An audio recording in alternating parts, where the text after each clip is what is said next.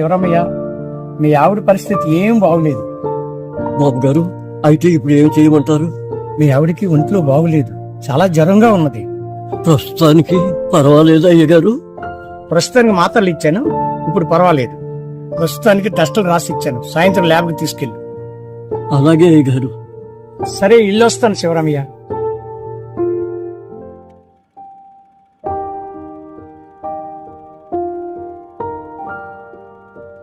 ఓ, doctor Rajasekhar బాబా.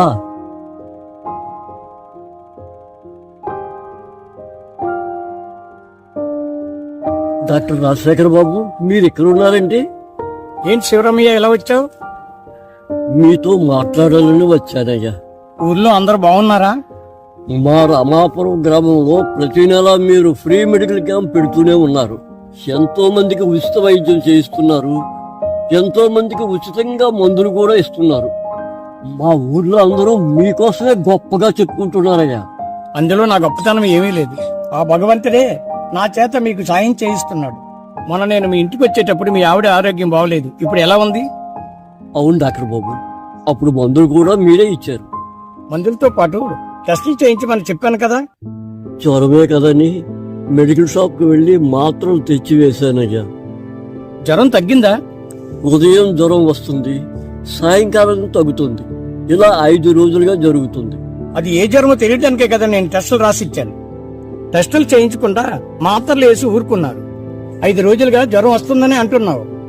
అది typhoid కావచ్చు, malaria కావచ్చు, లేక డెంగ్యూ జ్వరం కావచ్చు. మా ఇంటావిడ పరిస్థితి చూస్తే నాకే భయం వస్తుంది. నిన్న సాయంత్రమే టెస్టు చేయించాను. అన్నట్టు ఆ చేతిలో ఉన్న పేపర్ ఏంటి? ఆ పేపరా? టెస్ట్ రిపోర్ట్ అయ్యా. ఏది ఆ పేపర్ ఇవ్వు.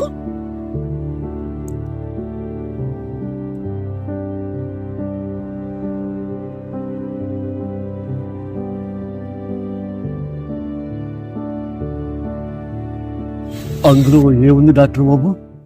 నేను ఊహించినట్టే జరిగింది. మీ ఆవిడకి డెంగ్యూ ఫీవర్. అంటే అది చాలా ప్రమాదకరమా? టైఫాయిడ్, మలేరియా కంటే డెంగ్యూ చాలా ప్రమాదకరమైనది, ప్రాణాలు తీస్తుంది కూడా. అసలు డెంగ్యూ జ్వరం ఎలా వస్తుంది సారు? దీని లక్షణాలు ఏంటి? డెంగ్యూ జ్వరము దోమల వల్ల వచ్చే వ్యాధి. ఈ వ్యాధి లక్షణాలు 14 రోజుల వరకు ఉంటాయి.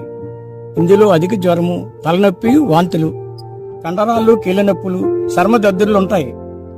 ఆరోగ్యం మెరుగుపడటానికి సాధారణంగా 2 నుండి 7 రోజులు పడుతుంది. ఈ వ్యాధి తీవ్రమైన డెంగ్యూగా అభివృద్ధి చెందుతుంది. దీనిని డెంగ్యూ యామరేజిక్ జ్వరం అని పిలుస్తారు. ఇవేనా, ఇంకా వేరే లక్షణాలు ఏమైనా ఉన్నాయా? 101 నుంచి 105 డిగ్రీల ఫారెన్హీట్ జ్వరం వస్తుంది. తీవ్రమైన తలనొప్పి, నడుము కింద భాగంలో తీవ్రమైన నొప్పి వస్తుంది. కళ్ళు మండటం వంటి లక్షణాలు వస్తాయి. కడుపులో తిప్పడం, వాంతులు ఉంటాయి.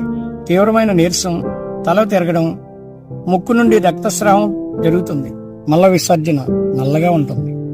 ఇప్పుడు నువ్వు తీసుకొచ్చిన రిపోర్ట్ లో మీ ఆవిడకి ప్లేట్లెట్స్ బాగా పడిపోయి చాలా సీరియస్ గా ఉంది. ఇమీడియట్ గా హాస్పిటల్లో చేర్పించాలి. ప్లేట్లెట్స్ తక్కువగా ఉంటే అంత ప్రమాదమా? ప్లేట్లెట్ల సంఖ్య 50,000 కంటే తక్కువ ఉంటే హాస్పిటల్లో చేర్పించాలి. జ్వరం తగ్గిన తర్వాత సుమారు 72 గంటల పాటు రోగిని పరిశీలనలో ఉంచాలి. 50,000 పెరిగే వరకు రోగిని ఆసుపత్రిలోనే ఉంచాలి. ఏదైనా శరీర భాగం సరిగా పనిచేయకపోతే ఐసీయూలో ఉంచాలి. రోగికి ప్లేట్లెట్స్ పెరగటానికి బొప్పాయి, దానిమ్మ, కివి పళ్ళు వంటి రసాలు తీసుకోవాలి. ఇవి తాగితే రోగికి ప్లేట్లెట్స్ త్వరగా పెరుగుతాయి. దీనివలన రోగి త్వరగా కోలుకునే అవకాశం ఉంది. డెంగ్యూ జ్వరం రాకుండా ఉండాలంటే ఏం చేయాలి? పరిసరాలను పరిశుభ్రంగా ఉంచుకొని దోమలు చేరకుండా చూసుకోవాలి. దీని ద్వారా డెంగ్యూను నివారించవచ్చు. జ్వర లక్షణాలు కనిపిస్తే వీలైనంత త్వరగా వైద్య పరీక్షలు చేయించుకోవాలి. ద్రవ పదార్థాలు అధికంగా తీసుకోవాలి. పళ్ళ రసాలు లేదా కొబ్బరి నీళ్ళలో గ్లూకోజ్ కలుపుకొని తాగాలి. పూర్తిగా విశ్రాంతి తీసుకోవాలి. రాత్రిపూట బాగా నిద్రపోవాలి. దోమ తెరలు, దోమలను పారదోలే రసాయనాలు వాడాలి. నిల్వ నీరు లేకుండా చూసుకోవాలి. అప్పుడే ఈ జ్వరాలకు దూరంగా ఉండగలం. మీరు మా మంచిగా చెప్పారు, కానీ మేమేమి నిర్లక్ష్యం చేశాం. మీరు చెప్పిన వెంటనే టెస్టులు చేయించి మందులు వాడితే ఫలితం వేరేగా ఉండేది. ఇప్పుడు సీరియస్ అయింది. అంతా నా నిర్లక్ష్యం వల్లే జరిగింది. వెంటనే మా ఆవిడ్ని హాస్పిటల్లో జాయిన్ చేస్తాను. మీ మాట విన్నందుకు నాకు తగిన శాస్త్రం జరిగింది. నన్ను క్షమించండి అయ్యా.